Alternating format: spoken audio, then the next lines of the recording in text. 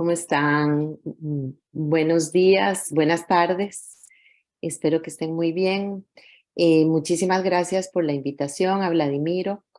Un placer participar en la Jornada Latinoamericana Acompañamiento Terapéutico y Justicia Restaurativa en Instituciones Cerradas. Hoy les quiero compartir el trabajo que vengo haciendo ya hace más de 10 años en centros penitenciarios donde hay adolescentes en privación de libertad, sobre todo aquellos que han cometido homicidio. Em, la metodología que utilizo son las historias de vida y la idea es hoy compartirles un poco mi trabajo y contarles también que pueden encontrar estas historias, 21 historias de vida de adolescentes que cometieron homicidio en mi libro que se llama Invisibles. Bueno, empiezo contándoles un poco. He titulado esta ponencia Voces del Encierro. La sociedad en conflicto con la adolescencia. En los últimos 10 años he entrevistado en profundidad a unos 25 jóvenes que siendo adolescentes mataron a otras personas. Hoy vengo a hablar de ellos, tratando de ser fiel a sus voces. Mi urgencia por hablar con ellos y con ellas radica en comprender cómo un niño que corre, que juega, que se ensucia y se limpia la boca con la manga de la camisa a la edad de 1 año, mata a otra persona a los 14 o a los 15. ¿Qué pasa entre ese lado chorreado en la camisa y un arma a la que acceden y que perfora el cuerpo? ¿Qué pasa en el cortísimo pasado de estas personas adolescentes? Porque no olvidemos, son adolescentes. ¿De dónde vienen? ¿Qué vivencias han tenido en sus cortas vidas? ¿Qué relación tienen estas vivencias con sus actos violentos? Todo eso me hace pregunta. También me empuja la pregunta acerca de la efectividad en el encierro. Hacemos lo que la justicia dicta realmente. ¿Tenemos los recursos necesarios para dar a estos chicos y chicas lo que requieren? ¿Tenemos acaso una estrategia de trabajo? ¿Medimos los resultados? ¿Cambiamos o seguimos haciendo lo mismo? Les propongo hoy pensar alrededor de las voces de jóvenes en privación de libertad que cometieron homicidio y fueron condenados bajo la justicia penal juvenil. Utilizo el método biográfico, como ya les dije, en el que analizo la información a partir del crimen como punto de organización del relato. Esta ponencia está construida sobre un recorrido en 4 escenas que van de afuera hacia adentro.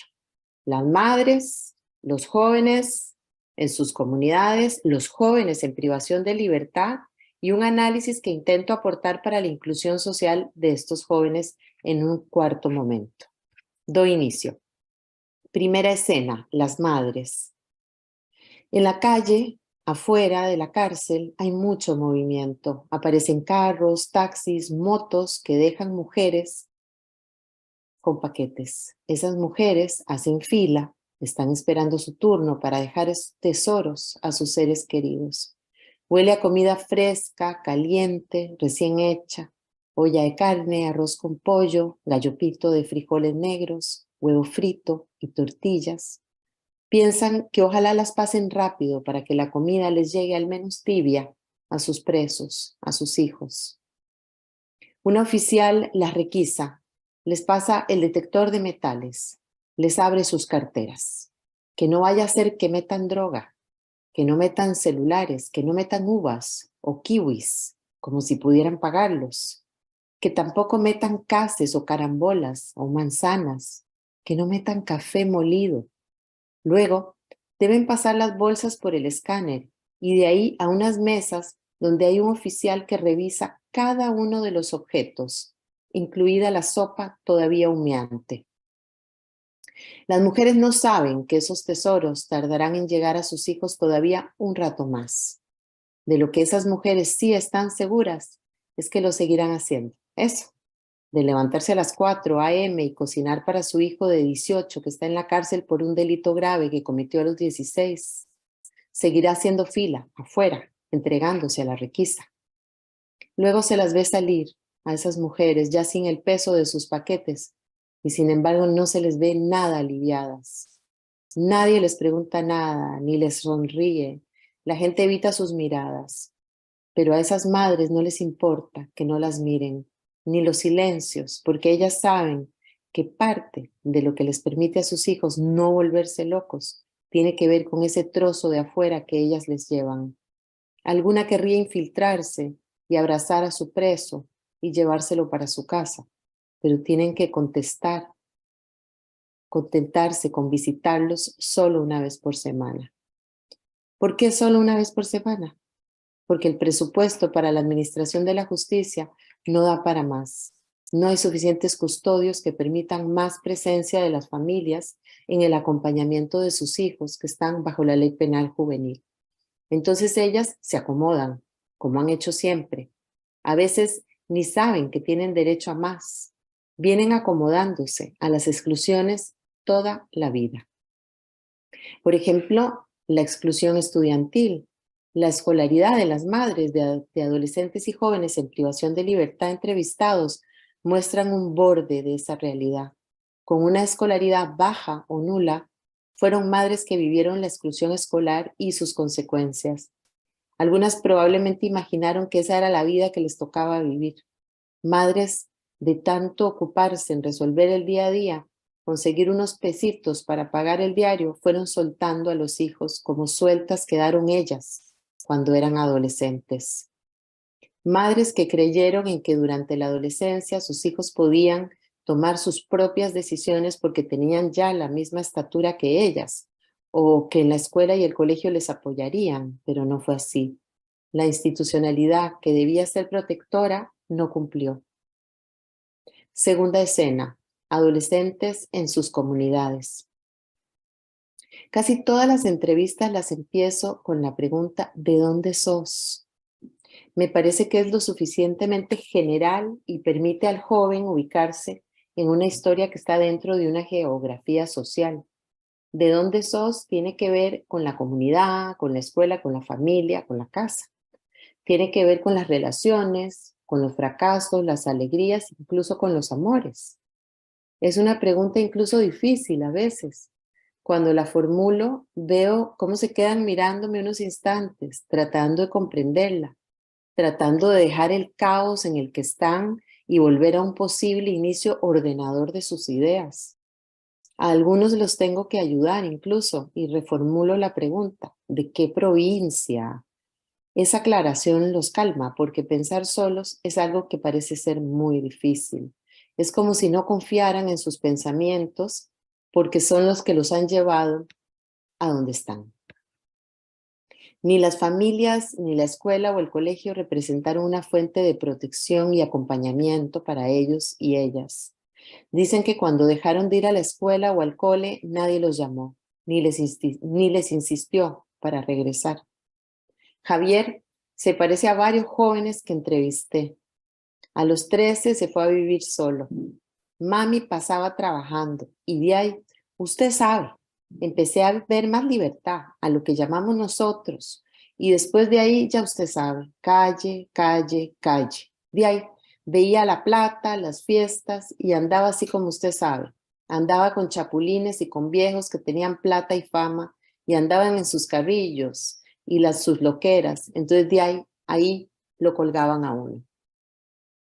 Antonio cuenta, a los 14 ya me salí de la escuela y empecé a saltar solo. Ya estaba más muchachillo. Ya mucha gente me respetaba porque miraban que andaba haciendo las cosas solo. Yo me defendía solo. No necesitaba que me defendieran.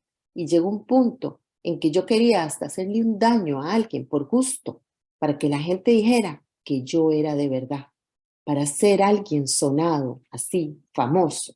Yo quería ser el mejor en todo. Sus historias de vida dan cuenta de un caminar por el barrio con sus amigos, buscando pertenecer, buscando reconocimiento, sin que ningún adulto girara sus miradas hacia ellos, sin que nadie pudiera hacer nada para demostrar que existía otra lógica de vida posible, distinta a la que ellos estaban viviendo.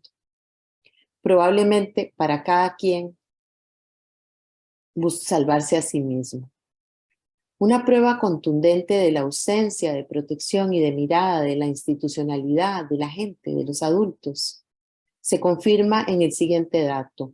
82% de estos muchachos estaban fuera del sistema educativo en el momento en que cometieron el delito. Por otro lado, los adolescentes y jóvenes que entrevisté provienen todos, el 100%, de comunidades vulneradas de Costa Rica. El 55% tiene familiares en prisión. El 50% reporta eventos de violencia en el espacio doméstico. Un joven me contó que cuando era niño, su madre lo encadenaba antes de irse a trabajar y lo soltaba a su regreso 10 horas después. Sus vivencias han estado teñidas de abandonos, negligencias, violencias y soledades. Han aprendido lo que es la arbitrariedad y la perversión. Conocen la ley del más fuerte, en cambio, desconocen la ley del Estado de Derecho. No han vivenciado sus propios derechos humanos. De eso no les llega mucho. Tercera escena. Adolescentes adentro, en privación de libertad. Adentro hay algunos presos que no tienen ni quien les lleve nada. Tendrán que acostumbrarse a comer lo mismo todos los días. Nadie los visita porque son de lejos y a sus familias no les alcanza para trasladarse. Y entonces el dolor del abandono se hace más fuerte que el de sus cortadas. Mejor empastillarse o drogarse. Crack, marihuana, cocaína, pastillas para dormir, pastillas para no soñar. Todo se consigue dentro del penal, pero los días pasan iguales y la droga se vuelve monotonía también. Ya ni eso les sirve. No se hace mucho en el encierro, aquí en Costa Rica. Un par de veces por semana, 2 horas de clases, del cole. Quienes quieren, quienes no, no van. Un par de veces por semana jugar bola. Algunos tienen la suerte de salir a taller artístico una vez por semana o cada 15, pero son muy pocos a los que pueden atender en ese espacio. A veces llegan de organizaciones religiosas, de ONGs o de las universidades públicas para compartir meriendas y para hacer algún taller, pero nada más. Ellos dicen, los días aquí son larguísimos, no pasa nada de nada. Más bien eso hace que hayan rencillas y cosas. Vamos a pedir al de arriba algún día salir. Otro muchacho dice, hoy teníamos que ir a la plaza a las 2:30 y nos sacaron a las 3:30. Solo quedó media hora de plaza y solo es un día a la semana. Otro muchacho dice, no es nada lo que se hace, ver tele o jugar bola 2 veces por semana. A varios de los jóvenes les noté cicatrices en sus caras, en sus brazos. Algunos me mostraron marcas en su abdomen. De aquellos a los que entrevisté, al menos la mitad habían sido atacados con armas hechizas dentro del encierro. Al contarlo se reían, les parecía normal que eso sucediera. Daniel explica, a mí me apuñalaron una vez, sí, me amarraron en un baño y me agredieron. Los días pasan sin que el encierro signifique una posibilidad para volver a sus casas, para salir de ese encierro y buscar sus propios deseos. Cuarta escena. La investigadora se hace preguntas. ¿Qué adolescencias en privación de libertad queremos? Durante la niñez, el sujeto accede a lo social a través del otro, quien encarna y transmite la ley. Llegada la adolescencia, ocurre un punto de giro en la relación del sujeto con la ley y con los otros. La pregunta por el pasado en el presente se hace fundamental, pero también el porvenir. Así como la infancia está presente en la adolescencia, también la adultez lo está, en la medida en que es imposible recrear una imagen del pasado que no parta de la postulación acerca del futuro. En ese escenario adolescente, momento fecundo de la puesta a prueba de la ley y del acceso a los ideales, la pregunta alrededor de con qué herramientas se cuenta para estar en el mundo aparece, y con ella la pregunta por los semejantes. ¿A quién se le habla?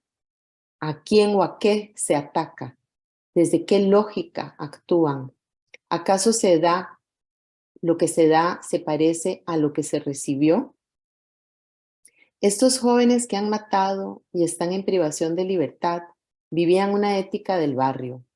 Pasaron muchas cosas antes de que jalaran el gatillo o hundieran el puñal en el otro, pero nadie quiso ver, nadie preguntó, nadie hizo nada. Entonces, ese último acto, el de matar a otro, fue el único límite que encontraron para entrar a la legalidad del Estado de Derecho. La consecuencia de ese acto, su privación de libertad, una que les permita un tiempo y un espacio no solo para responsabilizarse y asumir una posición de reconocimiento hacia una ley común, sino también encontrar un lugar distinto al que recibieron en sus familias y comunidades. El encierro puede marcar una diferencia, un antes y un después que valga la pena. En el encierro podríamos reparar los errores que cometimos como sociedad. En el encierro podemos cumplir finalmente. ¿Cómo hacerlo? Primero, permitir que el encierro sea una especie de espacio transicional, es decir, que pasen de la soledad que han vivido a aprender a vivir en comunidad, donde la calidad de la experiencia de estar vivos sea buena, muy buena, la mejor. Tomo de Winnicott el término holding, que nos ayuda a pensar una mejor forma para atender a estos chicos. Una experiencia que sea buena parte de pensar en su momento de vida, la adolescencia, donde construyan una idea de pertenencia a la sociedad, que valen, que aportan, que tienen anhelos, que producen, donde puedan vivenciar sus derechos, donde lo que les faltó debe estar presente. ¿Saben por qué? Porque es nuestra última oportunidad como sociedad para hacer bien las cosas. Aunque la relación inicial con las familias marca la historia del sujeto, las experiencias posteriores también lo hacen. Y cuando el primer ámbito de crianza falla, la niña, el niño o la persona adolescente pueden buscar en otros lugares construir vínculos alternativos, otros parientes, la escuela y, ¿por qué no?, abrir la pregunta por la institución penitenciaria. Propongo pensar que el encierro puede convertirse en un espacio transicional donde el sujeto encuentre ese holding que le permita construir, anudar o articularse a la comunidad, que le aleje de la pulsión de muerte radical en la que vive y que se adentre en una propuesta subjetiva hacia la vida. Solo se trata con cumplir la ley, como lo están haciendo estos jóvenes privados de libertad. Debemos pensar en los efectos de lo que se hace y en los efectos de lo que no se hace, porque cualquier cosa que elijamos les impactará. Entonces ya no podemos seguir echando la responsabilidad solo en ellos y ellas, porque somos nosotras y nosotros los que estamos en conflicto con la adolescencia y no al revés. Agradezco mucho la invitación.